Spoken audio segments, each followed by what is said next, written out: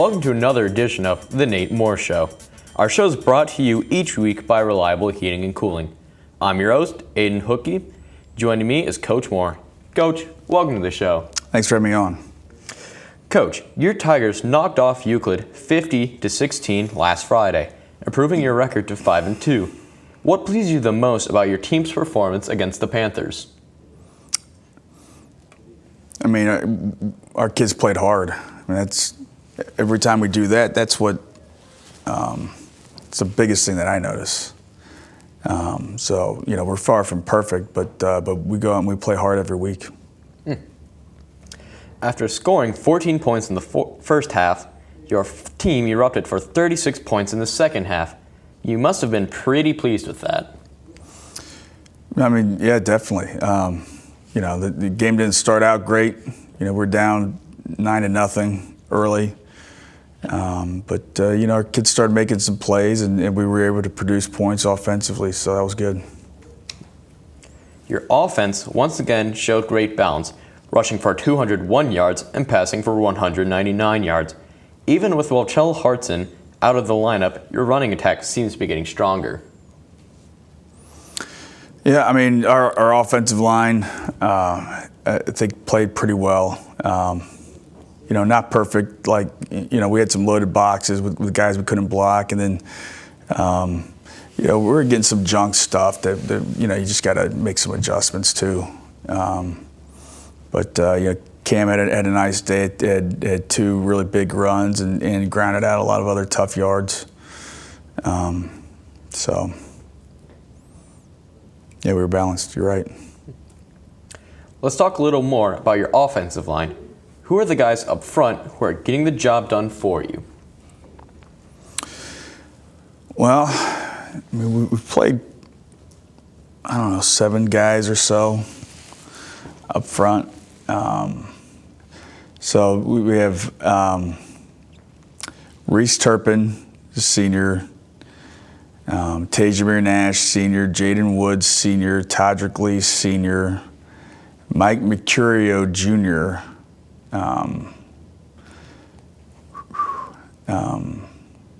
Marcus Moore, junior, and then a couple sophomores, Sam Snodgrass, sophomore, Evan Sergos, sophomore. Is that 8? Yeah, so we have about 8 different guys who started games for us on the offensive line, and ideally, you've got the same 5 guys, but the silver lining is we've been able to develop a little bit of depth with that. So those are the guys. On defense, you had 6 different Tigers record at least 4 tackles against Euclid. What does that type of balance say about the way the unit is playing right now? Defensively,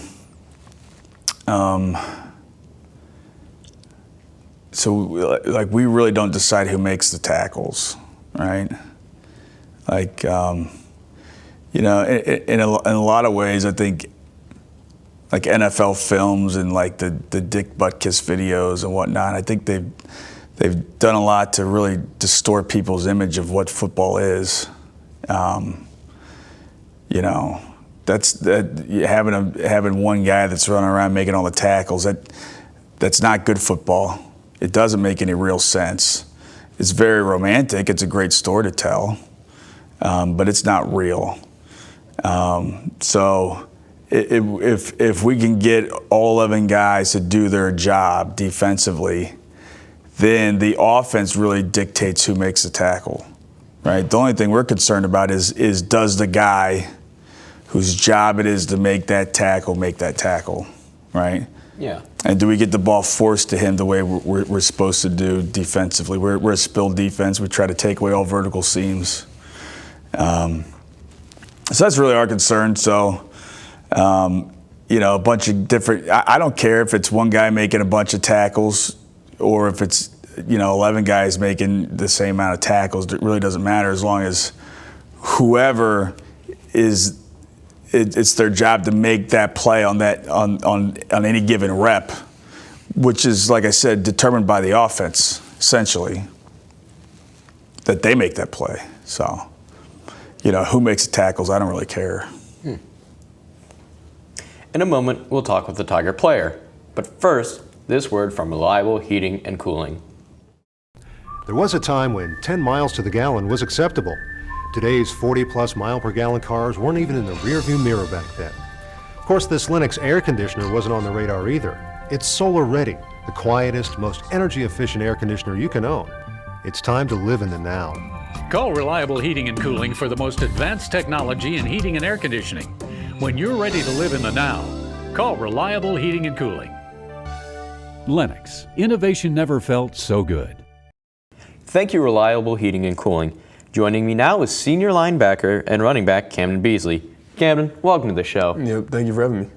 First of all, congratulations on being named one of the unit leaders on this year's team. Tell us how you felt when you found out you were selected as a unit leader. My initial thought was, it's a really hard, burden to handle because, handling all those kids and all the discipline and stuff like that is really kind of hard. But, once you get the hang of it and you get the hang of things and, you get the hang of, how the kids act and, how you should discipline them and stuff like that, it's not really that hard. So, I was excited whenever I found out. Let's go back a little bit now.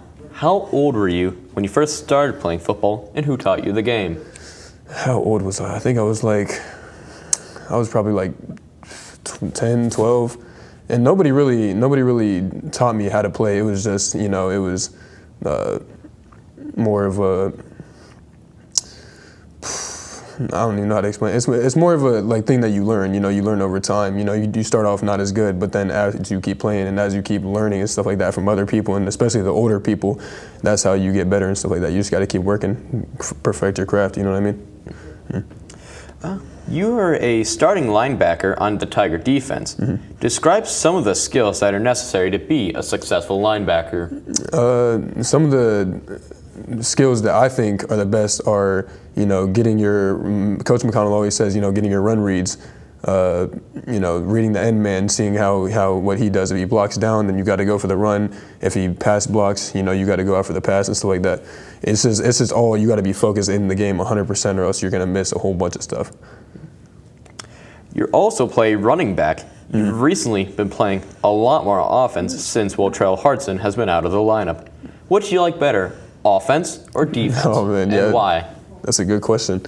I think the most I don't really like them either the most. I like them both equally, but if I had to say, running back, because when you're out there and you're, grinding with your offensive line, you're grinding with your teammates and stuff like that, there's nothing like it.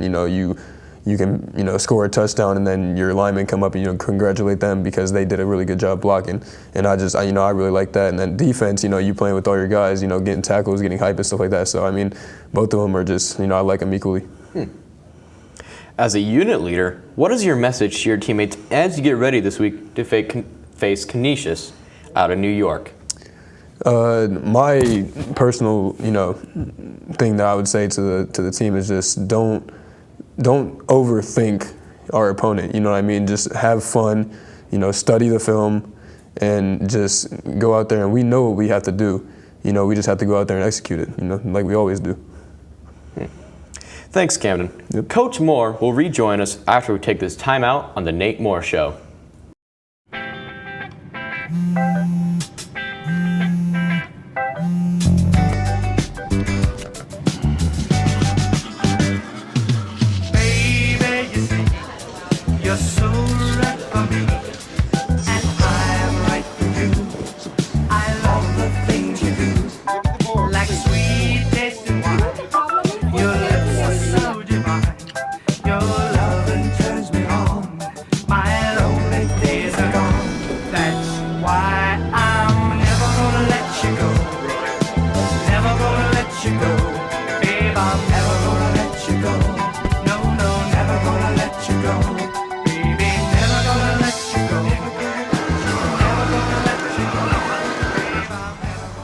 Here you go. Thank you. Thank you.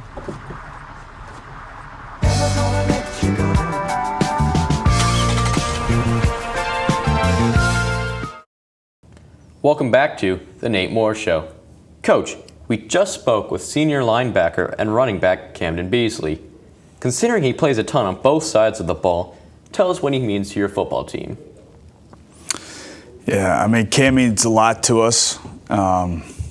So he's our Sam linebacker, and that's a key position within our defense.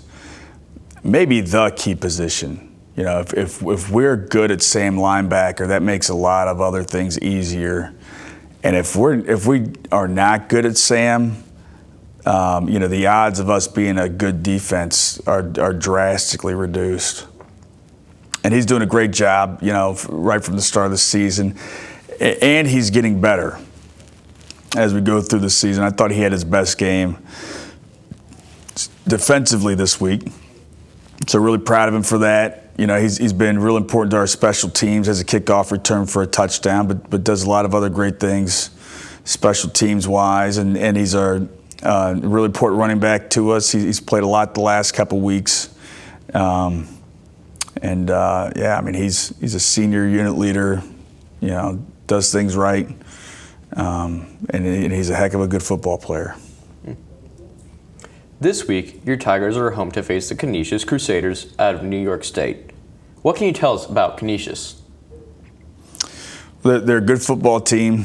You know, we're 0-1 to them all time. We lost in 2017 here. Was the one and only other time that we played them. They're the number 1 ranked team in the state of New York currently. If you believe the Max Prep stuff, which, you know, I mean, none of that stuff is really accurate, but, you know, it's pointing in the right direction at least. So they're a good team. The quarterback's really good. He's the best offensive player, if not the best player. 16. He's a hybrid receiver, tight end guy. He's a really good player. Their center's really good. And defensively, their front seven's excellent. Both inside linebackers, I think, are really, really good. And number 1, their defensive tackle is he may be the best interior defensive lineman that we've seen. He's excellent. Great get off, very powerful, uses his hands really well. Yeah, he's a really, really good player. When you face a team from out of state, how much more difficult is it to prepare for them as far as scouting and studying their personnel? I don't think it's difficult as you would think, and that maybe that's my answer because we've played I guess you could say a bunch of them, but we played our fair share of out of the area or out of state teams, and you know, I do think, you know, the technology's better right now, obviously. You know, even better than 4 or 5 years ago. You know, so we get better film.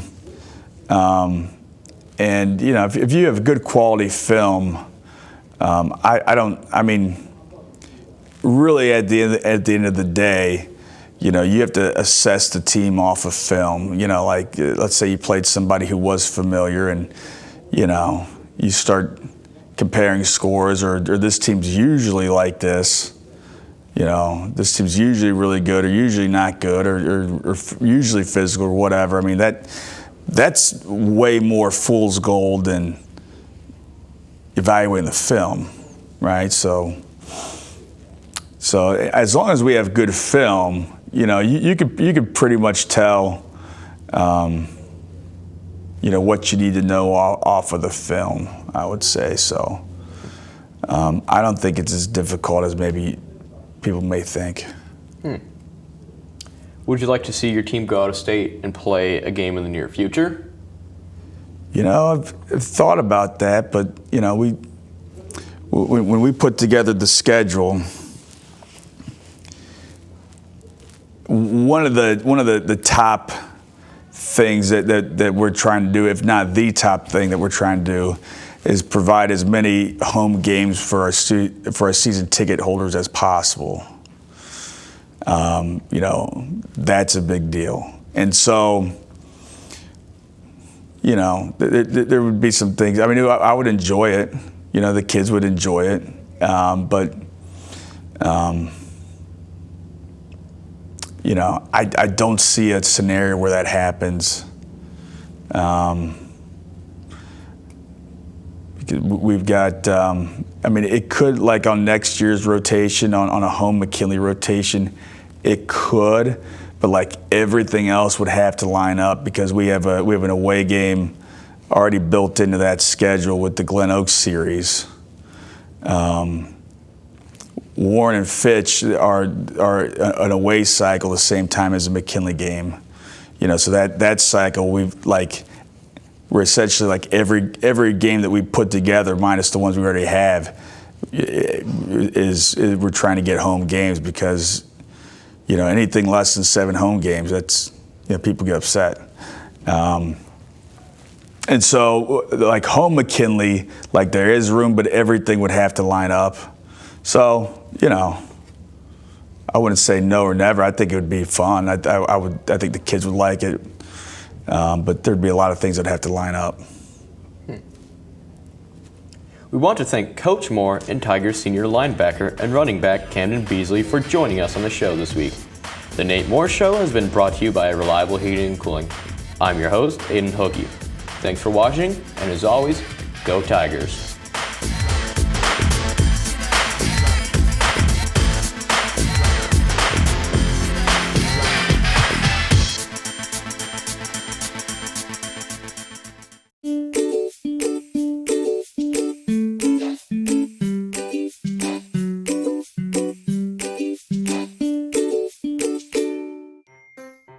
Hello, and welcome to the Stark County Humane Society. Today we're going to give you a few pointers when considering adopting a new furry friend.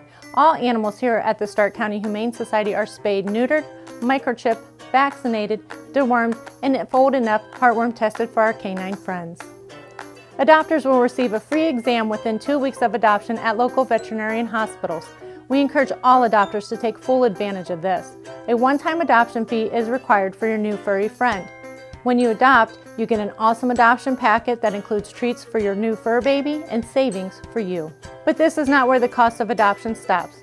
Did you know the average cost of an animal like a new puppy or kitten can cost up to $500 annually? This includes annual veterinarian visits, preventative care, and everyday supplies like crate, litter, food, toys. But I hope this doesn't scare you away. Adopting an animal is a huge responsibility and a commitment. Please take the time to consider the cost of adopting a new pet into your family today. I hope to see you soon at the Stark County Humane Society. Please visit our website or visit us on social media for more information.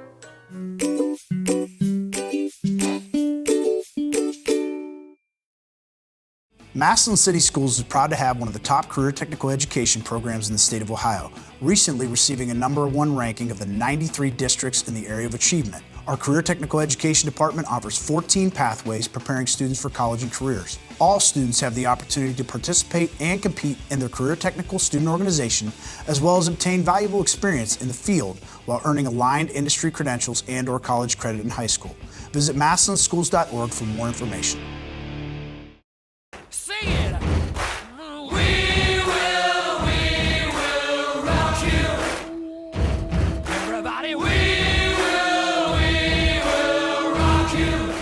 Welcome to this week's edition of Swing, featuring Tiger Swing Band director Jason Neel.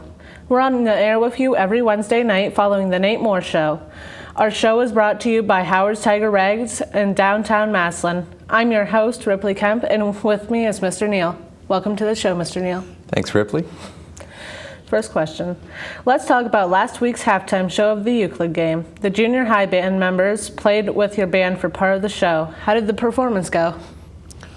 Well, Ripley, we were very pleased with our performance. I enjoyed the Imperial March that the high school performed, but really enjoyed the Batman and Phantom of the Opera. And our 7th and 8th graders, I think, were very well prepared to play that music with us. And they added a lot of sound to the performance and a lot of excitement. And the crowd obviously really enjoyed hearing that they were joining us for that and got a big response.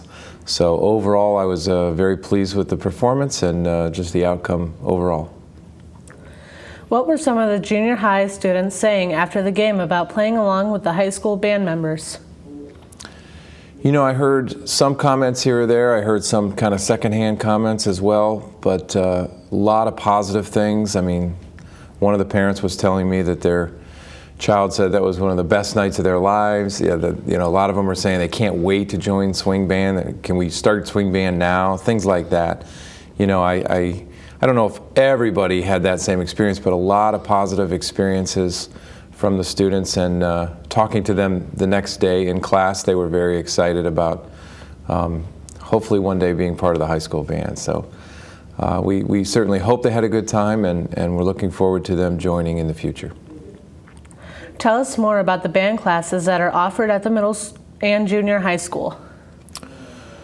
Well, our 5th grade is the time when they start the instruments for band, and you know, they have the opportunity to be in the 5th, 6th, 7th, and 8th grade bands by class. And then they also have the opportunity to be in the jazz band when they're in, I believe, the 7th and 8th grade. And then junior high solo and ensemble is another opportunity to perform on their instruments, and that's in the spring, and that's also for 7th and 8th graders. So a lot of classes in that building that are preparing those students for what we do here in the high school. And as you know, as a member of the drumline, we learn a lot of music in the season. So we've got a lot to get ready for in that junior high time so that they're ready to be high school students. Is there any type of musical instrument instruction offered in the elementary schools?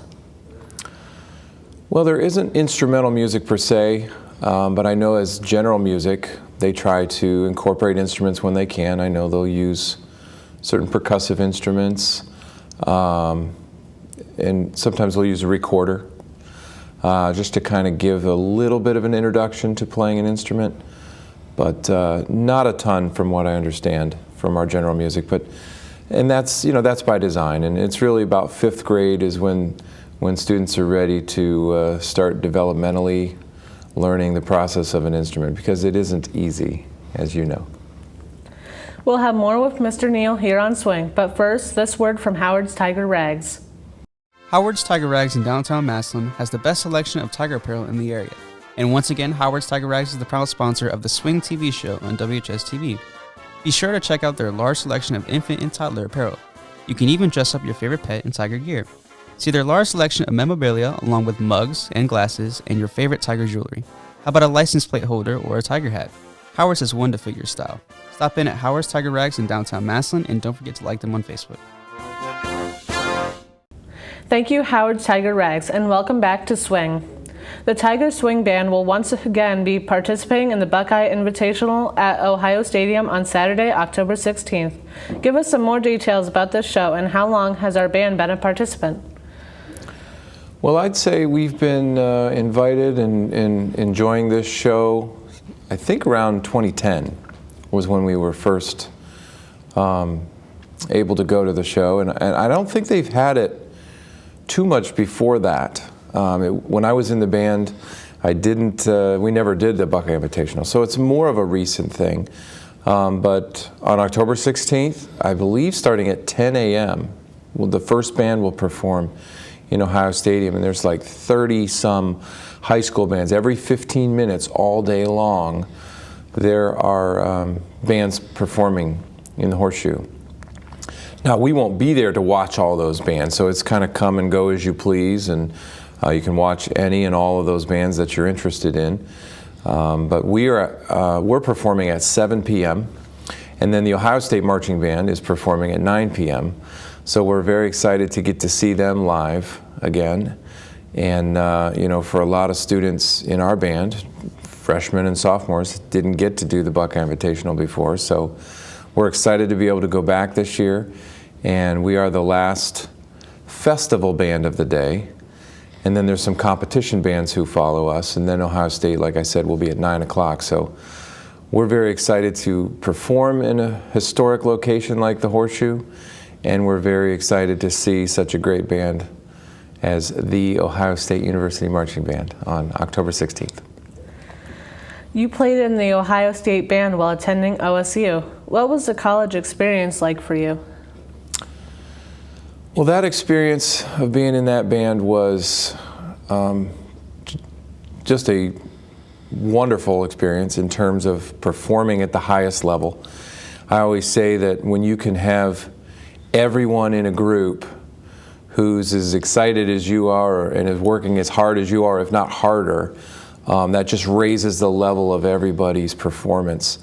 And to be in a group like that where everybody's giving their best is really special. And then, you know, we're trying to get that in a high school band, and you know as well as anybody that not everyone in high school is giving the same level of effort. We hope, and we're trying to get there, and we're encouraging students to give their very best. And we've got a lot of students who are working really hard and doing a great job, but when you have a band that's got 100% of everybody, and you have to try out for that band, and I remember trying out against, you know, 75 trombones trying out for 24 spots. And so, you know, 2 out of every 3 people who tried out did not make that band. And so the competition, again, just gets so fierce and so competitive for those spots that it just raises everybody's level of performance and effort. So that's why they can call themselves the best band in the land, and they really have earned that title. So it was an honor and a privilege and just a great time to be part of that group. We got to travel across the country, went to the Rose Bowl parade, and you know, Disney a couple times in Florida, and Disneyland in California, and different away games and different, you know, Big Ten stadiums and things like that, and all the bowl games. So it really did prepare me well for this job particularly. I've always said that Massillon and Ohio State are very similar. We've got a very heated rivalry with a school the last week of the season that we're not particularly fond of. Just a, you know, a nice friendly rivalry, and just a community that really loves football and loves marching band. So that experience prepared me well to, I think, teach here in Massillon and understand the relationship between football and marching band and how those two go hand in hand. So I'm glad I was a Buckeye, and I'm sure I'm going to be a Buckeye for a long time. As you were growing up, did you always want to become a band director or music teacher?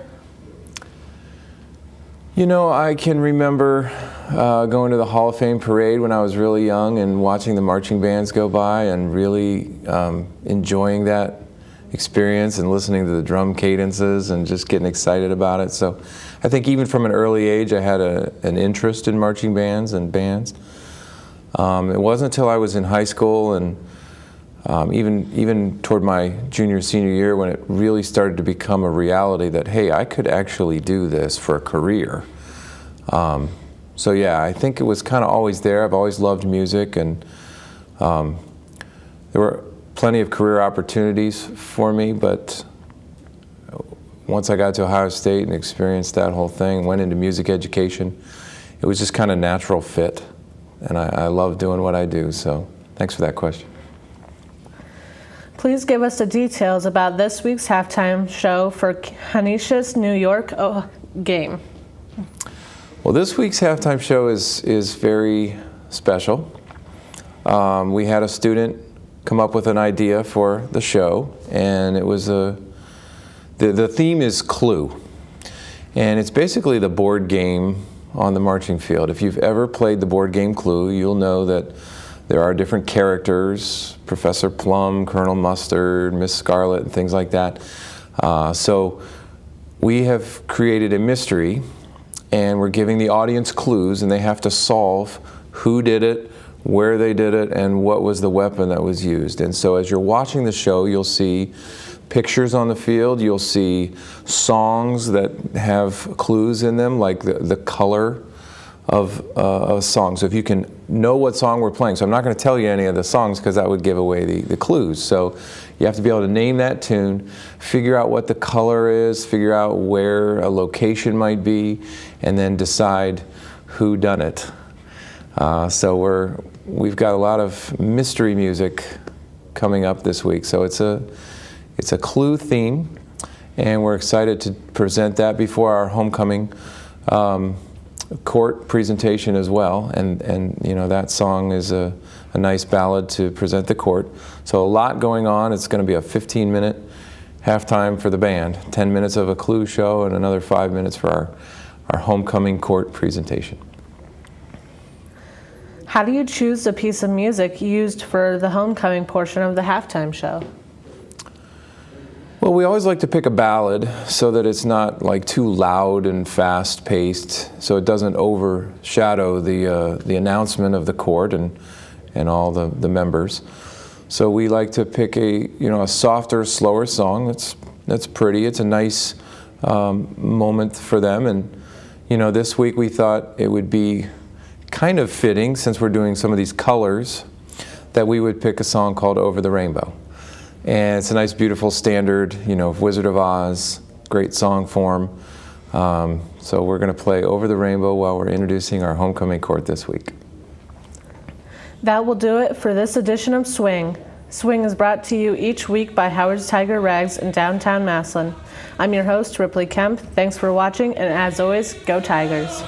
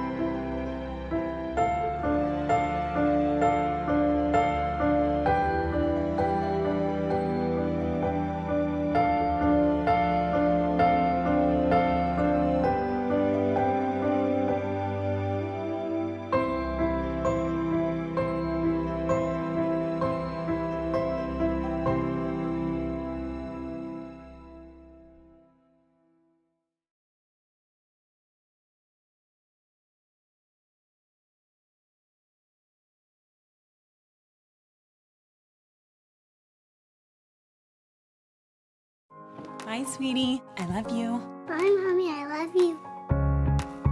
No matter where life takes you, MCTV helps make sure you're never far from home. Hi. Are you being good for Daddy? Yes. Can we read a bedtime story? MCTV connects you to home because that's what matters most. Good night. Sweet dreams. MCTV. We go the extra smile.